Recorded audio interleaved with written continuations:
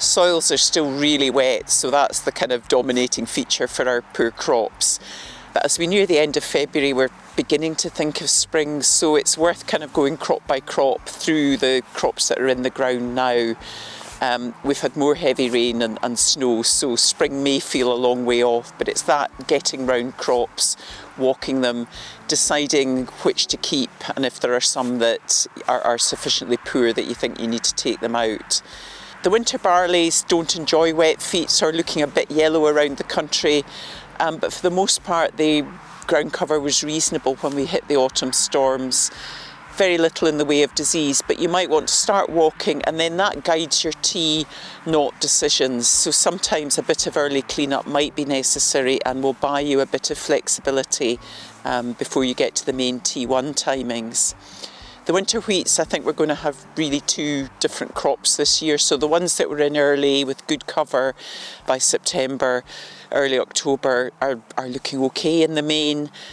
So getting round them, making T0 decisions. We've no yellow rust to speak of, but that may yet arrive.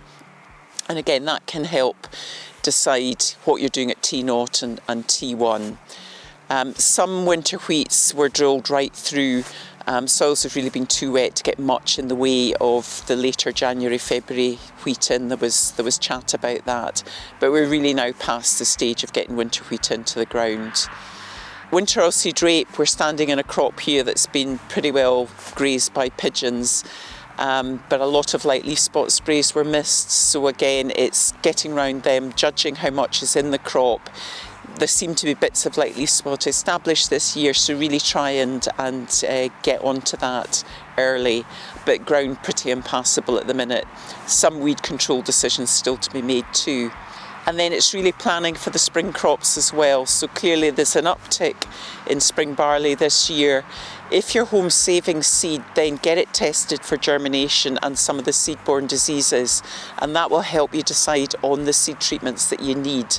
None of the seed treatments now deal with all our seed-borne diseases, so make those decisions on a case-by-case basis and treat if you have to. Because spring barley is going to be, really the big crop next year.